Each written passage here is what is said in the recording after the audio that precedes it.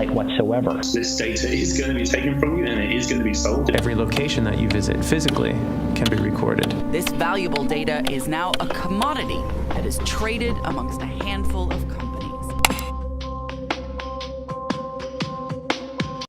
Hi, I'm Haley.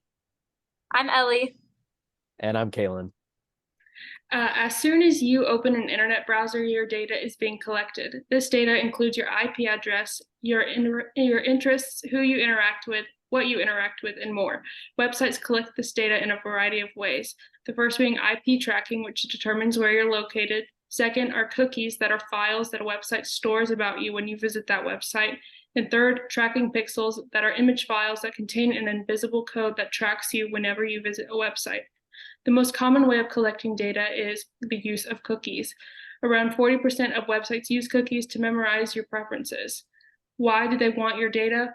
Websites like Facebook and Google do this to improve their performance and services.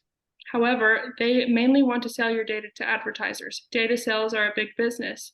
This is how the majority of websites make their money. In fact, Facebook earned $55.8 billion in 2018 just from selling your data to advertisers. They see you as a potential customer, a way to make more revenue. Therefore, they make targeted advertisements incredibly specific to you and your interests to get you to engage with their product.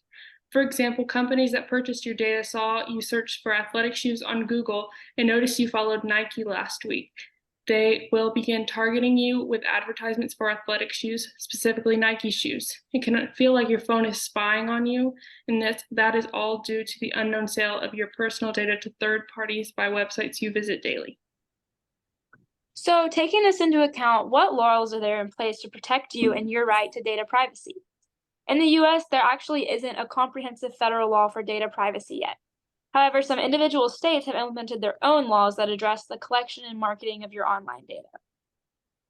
For example, California passed the California Privacy Rights Act in 2020, which introduces consumer rights and defines duties for companies that collect your personal information from a California resident, and allows California residents to be informed on when and how their data is collected, and allowing them to opt out and have other rights to their data privacy.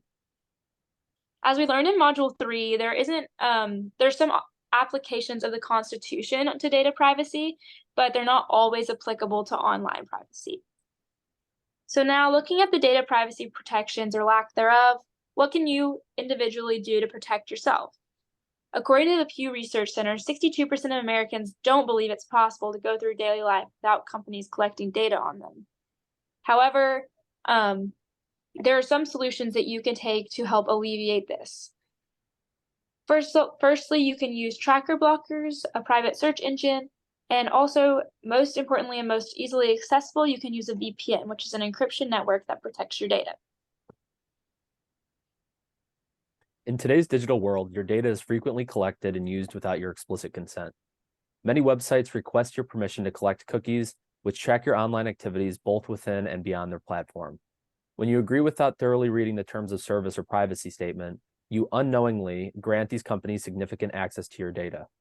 A striking example is 23andMe, where users were surprised to discover that their genetic information had been sold to GlaxoSmithKline, a pharmaceutical giant. This agreement was buried in the fine print of the terms of service when they submitted their DNA samples.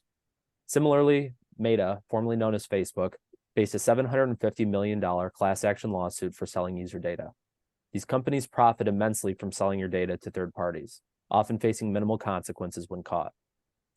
The future of data collection looks even more concerning, particularly with the proliferation of IoT, or Internet of Things, devices like smart homes and voice assistants like Alexa. These devices continuously gather vast amounts of personal information. Can companies truly guarantee the safety of your data when they're engaged in its sale? Unfortunately, they cannot. Even if Meta maintains robust security measures, the third parties they sell their data to may not. Data breaches are a looming threat, and it's likely that your information can and will be compromised at some point. You can test the vulnerability of your data by checking if an old password of yours appears in any breach database websites. Chances are it's probably there.